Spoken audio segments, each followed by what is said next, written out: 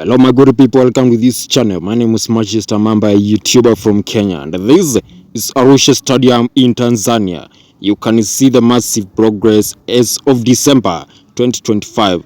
You can see for yourself what has been done so far. You can see the painting of ARUSHA Stadium, also known as Samia Suluhu Hassan Stadium in Tanzania. The seating capacity of this stadium is 30,000 spectators. This stadium is going to host AFCON 2027, Africa Cup of Nations. And you can see the exterior, the way beautiful it is. This stadium is expected to be complete by early 2026.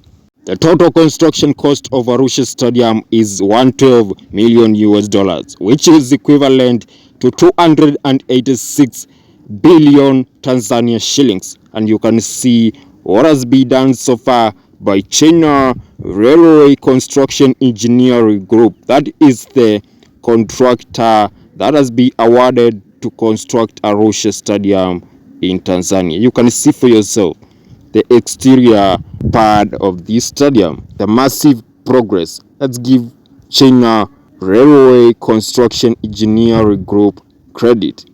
You can see for yourself. You can see the construction progress inside this stadium. You can see for yourself the VIP rooms, they have already been painted. You can see the corridor of this stadium, how big it is. Let's give China Railway Construction Engineering Group credit. They deserve credit. They are doing a great job. You can clearly see for yourself.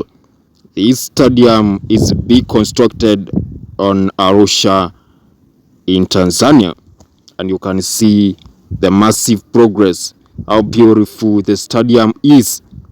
You can see for yourself. You can clearly observe what I'm talking about. Even from outside, you can see progress. Machines at work, men at work. You can clearly see for yourself what I'm talking about. If you are new here, like the video and subscribe, and let's keep enjoying the latest update of ARUSHA Stadium, also known as Samia Suluhu Hassan Stadium in ARUSHA, Tanzania.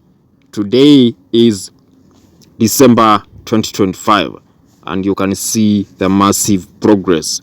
I want to show you canopy and roof installation of ARUSHA Stadium, and also playing pitch construction as of December 2025, and this is what I'm talking about. You can see the roof for yourself, the massive progress, the pillars, everything is great. Let's give China Railway Construction Engineering Group credit. Even the play pitch progress is going on, and you can see for yourself what I'm talking about. This is ARUSHA Stadium in Tanzania with a city capacity of 30,000 spectators. The total construction cost is $112 million, which is equivalent to 286 billion Tanzania shillings. This stadium is going to host AFCON 2027, among other stadiums in Tanzania and East Africa. What do you think about ARUSHA Stadium latest progress update? Say your opinions on the comment section. What do you think about ARUSHA Stadium latest construction progress? You can see for yourself what has been done by China Railway Construction Engineering Group as of December 2025.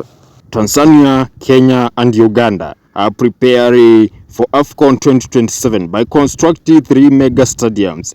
We have ARUSHA Stadium in Tanzania, Talanda Stadium in Nairobi, Kenya. We have Hoima City Stadium in Hoima City, Uganda. And as we talk today, Hoima City Stadium has already been completed. ARUSHA and Talanda Stadium are going to be completed by early 2026. These stadiums are going to host AFCON 2027. This is Africa. This is for Africa.